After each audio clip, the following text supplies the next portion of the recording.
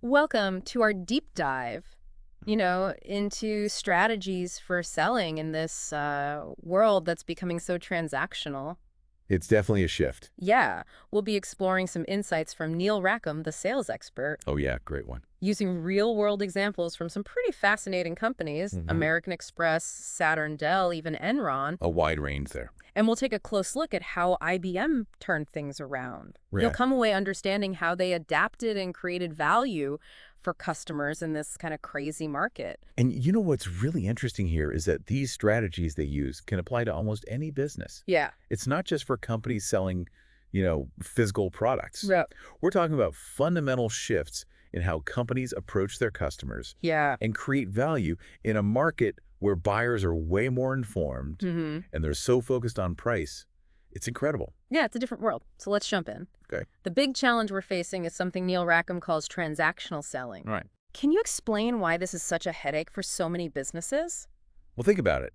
Buyers today have instant access to tons of information online. Mm-hmm. They can compare prices in like 2 seconds, read reviews, research alternatives Yeah, it's all right there. with just a few clicks. You Yeah. know, Absolutely. this leads them to just focus on getting the absolute lowest price possible. Yeah, makes sense. And that puts this huge pressure on sellers to compete on price alone. Mm-hmm. It's a race to the bottom, squeezing profit margins. Right. Makes it really tough to stand out from the crowd. Yeah. So how do you break free from that price war? Right. Rackham uses the example of American Express, which could have easily become just another credit card Right. lost in a sea of transactions. Yeah. What did they do differently? Well, instead of just adding a bunch of random features or slashing their prices, Yeah. American Express actually took the time to understand their target customer, Okay. the business traveler. They realized that these travelers face unique challenges and anxieties when they're on the road, Oh, yeah, I can imagine. and they created targeted solutions to address those specific points. Like forgetting something important at home, losing your wallet, Mhm. or arriving at a hotel late at night just to find out your reservation's gone. Yeah, exactly. Yeah. American Express introduced features like a late arrival guarantee, lost wallet assistance, even rental car insurance. Oh, wow. And of course, they created a frequent flyer program with real value and flexibility. Yeah, that's huge. These features transformed a simple transaction into something much more valuable, for the customer. Mm-hmm. They created a relationship. So they basically turn a credit card into a travel companion. Right. It's like they anticipated your every worry before you even knew you had them, Uh-huh. but is adding more features always the answer? Well, that's the trap that many businesses fall into. Okay. They think that just piling on features will make their product more attractive, Yeah. but it could actually backfire. Adding features without a strategic approach can really erode your profitability Oh, wow. if you're not careful. Okay. Remember, the value you create for the customer has to outweigh the cost of providing that value. Yeah, it makes you think of that quote from the banking executive. Oh, yeah. He said, "We've provided value by taking our margins and giving them to our customers. The question is now that our margins are eroded to nothing, what else have we left to give?" That's the danger of just slashing prices or adding features without thinking strategically. Right. It's a short-term fix that doesn't really address the underlying issue Oh. of creating sustainable value. Yeah. Businesses need to look beyond just the transaction Mm. and find ways to truly differentiate themselves. And that's where Neil Rackham's 4 main strategies for success come in. They're like a roadmap for navigating this challenging sales landscape. Absolutely. The first strategy is all about differentiating yourself and creating unique value, Right. much like American Express did with their focus on those business travelers. It's about understanding your customers' specific needs Mm-hmm. and finding those creative ways to address them. Mm-hmm. Another tactic Rackham highlights is targeted pricing. Right. We see this all the time with airlines and long-distance phone carriers. Yeah. Can you tell us how that works? Sure. It's all about offering those special packages or savings plans to attract price-sensitive customers Okay. without having to lower prices across the board. I see. For example, an airline might offer a discounted fare for travelers who book their flights several weeks in advance. Okay. Or a phone company might have a family plan that provides a lower per minute rate for multiple lines. So it's a win-win. Yeah. The customer gets a better deal and the company gets to protect its margins. Exactly. But I imagine this requires some careful planning and analysis. Absolutely. You need to know your costs inside and out Yeah. and make sure that the benefits to the customer outweigh the cost of providing that discounted service. Okay. Otherwise, you're just back to shifting value around without actually creating any new value. Right. It's like giving away the farm just to get people in the door. Yeah. Now, the second strategy is where things get really interesting. Okay. Rackham actually suggests, wait for it, eliminating the sales function entirely. Wow. I know it sounds crazy, right? It does sound radical, but it can be surprisingly effective, Really is. especially in markets where transactions are becoming increasingly standardized. Okay. In fact, companies like Saturn CarMax and AutoNation have successfully implemented this Interesting. in the car sales industry. Hold on. How do you sell cars without any salespeople? Well, they've streamlined the entire process. Okay. Customers can get all the information they need from kiosks or online. The prices are fixed, so there's no need for the back-and-forth negotiation Interesting. that many people find so stressful. Right. It's all about offering a transparent, low-pressure experience Okay. and delivering value through lower costs and ease of acquisition.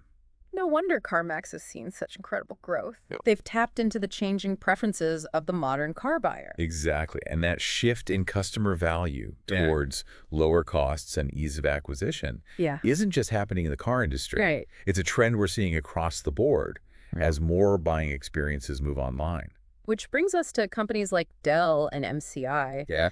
They were early adopters of this approach, leveraging lower cost channels Right. like telesales, direct mail, and partnerships Uh-huh. to reach those transactional buyers. Right. Do you have any examples of how they made this work? Sure. MCI's Family and Friends campaign was brilliant. Okay. Not only did it offer customers valuable discounts on calls to their loved ones, Yeah. but it also cleverly leveraged their existing customer base Mm-hmm. to acquire new customers at a really low cost. That's smart. And then you have Telco's Dial and Save program, Yeah. which used direct mail to offer discounts Okay. to customers who were willing to dial a few extra digits. It's amazing how something as simple as direct mail, which costs a fraction of a traditional sales call, can have such a significant impact on market share. It really can. But what about those companies that can't completely eliminate their sales force? Wow. Surely there are ways to adapt without resorting to such drastic measures. There absolutely are. One approach is to apply the 80-20 rule, Okay. which suggests that 80% of your results come from 20% of your efforts. Interesting. This applies to sales as well. Okay. Companies can often reduce their sales force costs by focusing on their most profitable customers Makes sense. and ruthlessly eliminating any activities that aren't directly contributing to revenue. So we're talking about things like unnecessary meetings, excessive travel, Right. mountains of paperwork. Exactly. By streamlining their operations and embracing technology, Yeah. companies can free up their salespeople to focus on what they do best, Mhm. building relationships and closing deals.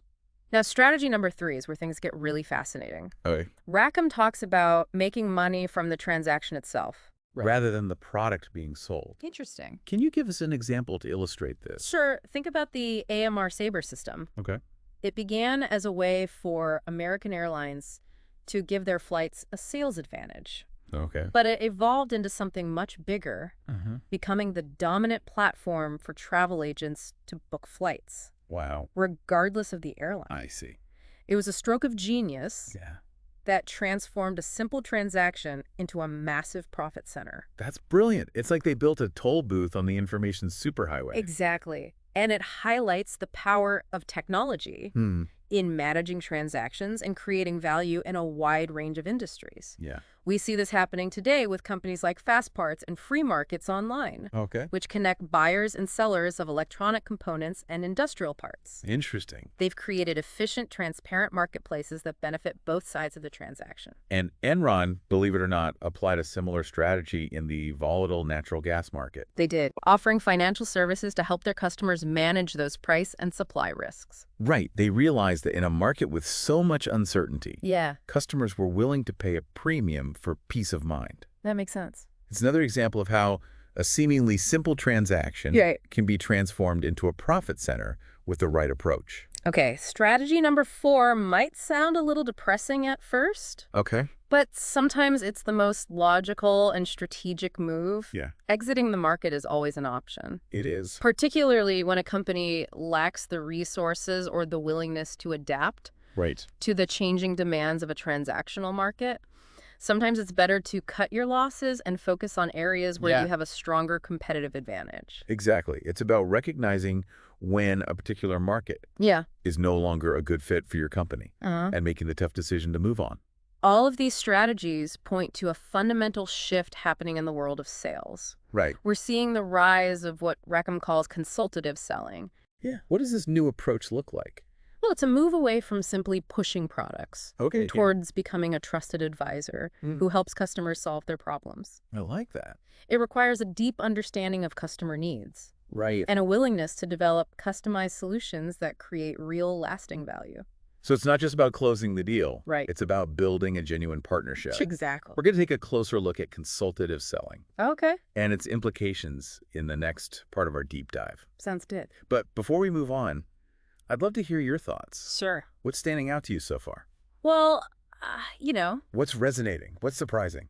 we'll be back in a flash with more from Neil Rackham's work on navigating this changing world of sales. Okay, great. Welcome back to our deep dive, Mhm. exploring how to create value, in a world that's becoming so transactional. Yeah, it's a challenge for sure. Last time we looked at some pretty radical strategies, Uh-huh. like getting rid of the entire sales function. Right.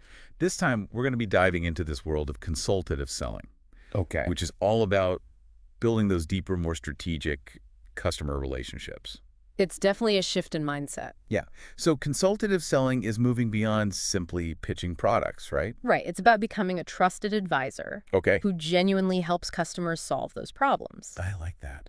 It requires a deep understanding of their needs and a commitment to developing tailored solutions. Yeah, but to make this shift effectively, it's not enough to just tell your sales team to be more consultative, is it?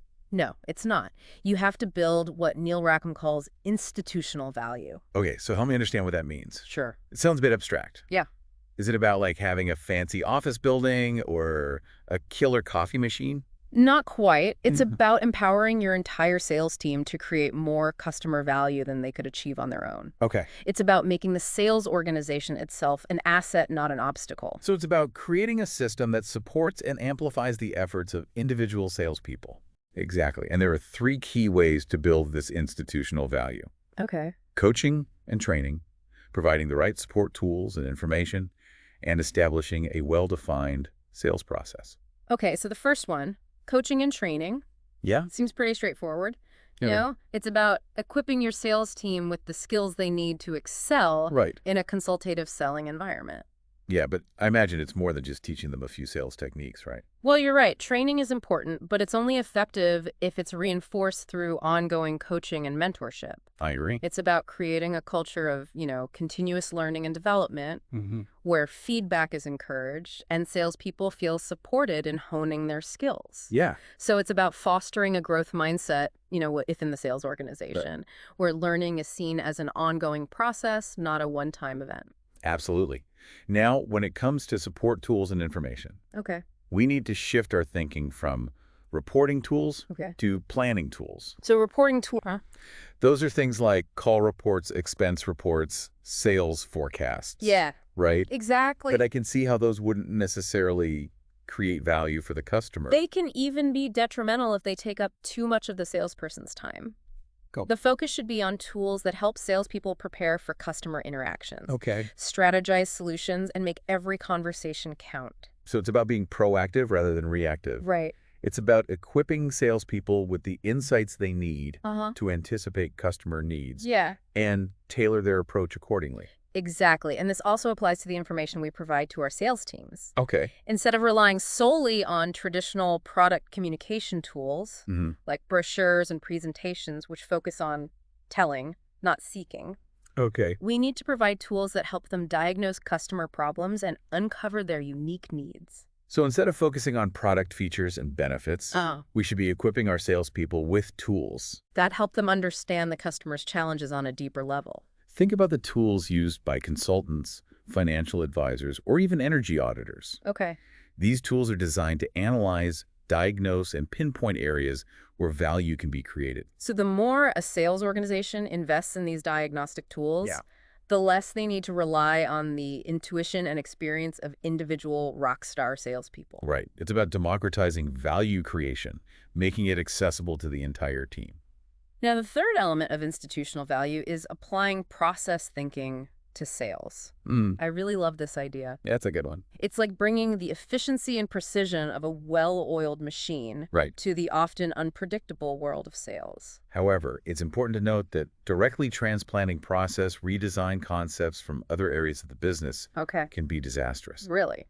Consultative selling, with its emphasis on building relationships and understanding individual customer needs, requires a more nuanced approach. So it's not about creating rigid scripts or automating every interaction. Right. It's about creating a framework that guides salespeople Yeah. while still giving them the flexibility to adapt to unique situations. The key is to find that sweet spot where process provides structure Okay. without stifling creativity or hindering the ability to build genuine customer relationships. One company that mastered this was IBM. Yeah, they did a great job. In the early 1990s, they were facing declining customer satisfaction and a reputation for being difficult to work with. Uh-huh. They completely overhauled their sales process, designing a global customer relationship management system Right. that prioritized customer value and streamlined operations. And the results were dramatic. Yeah, their customer satisfaction scores skyrocketed and they were back on top. Exactly. That's a powerful testament to the impact of a well-designed sales process. Another area where process thinking can have a huge impact is breaking down those traditional silos Yeah. between sales and marketing. Big time. These two departments often have conflicting goals and perspectives, Mm-hmm. which can lead to a lot of friction and missed opportunities. It's a classic case of sales blaming marketing. Yeah. And marketing blaming sales. Right. But I've seen firsthand how bringing these two teams together can create magic. It really can. One company that cracked this code was Orthomomodal Pharmaceutical, Right? part of Johnson & Johnson. Mhm. They were struggling with product launches Yeah. because sales and marketing weren't aligned. Right. So they radically redesigned their process to bring both teams together from the very beginning of the product development cycle. That's a great approach. It was about collaboration, shared insights, and working towards a shared goal, Okay. creating customer value. Did it work? It absolutely did. Yeah. Their product launches became far more successful, Great. and the adversarial relationship between sales and marketing disappeared. Yeah. It was a win-win for everyone, including the customer. Exactly. That's a fantastic example of how process thinking can foster collaboration and align different departments towards a common purpose. Right. Another company that successfully leveraged process is Hewlett-Packard. Mm-hmm. They streamlined their entire process for handling customer inquiries and orders Okay. for their networking equipment. Interesting. They replaced their traditional sales force with an online system called NetBeans. Oh, wow. So customers could get the information they needed, get quotes, Yeah. and even place orders without ever having to speak to a salesperson. Exactly. It was a bold move that paid off handsomely. Yeah. They increased convenience for customers and dramatically reduced transaction costs. It sounds like Hewlett-Packard proved that when done right, process can create a win-win situation for both the customer and the company. Absolutely. This is all great stuff. Yeah. But I think we're ready to move on to the final and most sophisticated form of selling, Okay. enterprise selling. Sounds good. This is where we move beyond individual transactions and build those deep strategic relationships that leverage the full power of the enterprise. Right. Enterprise selling is about becoming more than just a vendor. Okay. It's about becoming a true strategic partner. I like it. To illustrate this concept, let's start with a story about a senior manager at Microsoft Okay. who had two very different national accounts. So this Microsoft manager had one account that was a purely transactional vendor relationship, Right. while the other had blossomed into a true enterprise partnership. Uh-huh. What made the difference? Well, the key difference was the mindset you see. Okay. In the enterprise relationship, Microsoft wasn't seen as just a software provider. Right. They were a strategic partner, deeply integrated into the customer's operations, I see. working hand in hand to create value at an institutional level. So it's not about selling a product. No, It's about becoming part of the customer success story. precisely. It's about leveraging the entire business chain to create value that wouldn't be possible with a simple transactional or even consultative relationship. A great example of this is Stone Container's relationship with Baxter, the pharmaceutical giant. Oh, yeah, I've heard of that partnership. Yeah. They really took things to a whole new level, didn't they? They did. Stone Container went above and beyond simply supplying packaging materials. Okay. Their R&D teams collaborated on product design, Wow. Their engineers work side by side in each other's plants, and they even shared logistics operations. That's impressive. Yeah. They created a seamless, integrated partnership that generated value far beyond what either company could have achieved alone. Right. It's like they became a single entity focused on a common goal. That's the power of enterprise. Selling it involves multiple departments and teams on both sides, Yeah. working together as equals. It's about breaking down those traditional barriers between supplier and customer to create a true partnership of equals. Absolutely. But this level of integration doesn't happen overnight, does it? No, it doesn't. What are the key ingredients for a successful enterprise relationship? Well, there are certain preconditions that must be met. Yeah. And the first one is a genuine willingness to change on both sides. Okay. It's not enough for one company to be enthusiastic while the other clings to the status quo. It's like a dance. Yeah, Both partners need to be in sync, moving together towards a shared goal. exactly. And the second precondition is that there needs to be significant value creation potential. Okay. Is the potential reward really worth the effort and investment required for an enterprise relationship? Because these relationships can be complex and demanding. Mhm. They require a lot of trust, commitment, and resources. Absolutely. So you need to be brutally honest with yourself. Yeah. Is the potential value significantly greater than what you could achieve through a simpler transactional or consultative relationship? Right. If not, it's probably not worth the effort. Another crucial factor is cross-functional capability and commitment. Right. You can't build an enterprise relationship on the shoulders of a single department or individual. No, you can't. It requires buy-in and collaboration from multiple teams across both organizations. Yep. And that can be a big challenge for companies that are used to working in silos. It's about creating a culture of collaboration where everyone understands the shared goal and is empowered to contribute. Exactly. And then there's the question of access to each other's strategy. Okay. Enterprise relationships thrive on transparency and a willingness to share strategic goals and insights. It's about moving beyond that traditional vendor-customer dynamic Right. and becoming true strategic allies.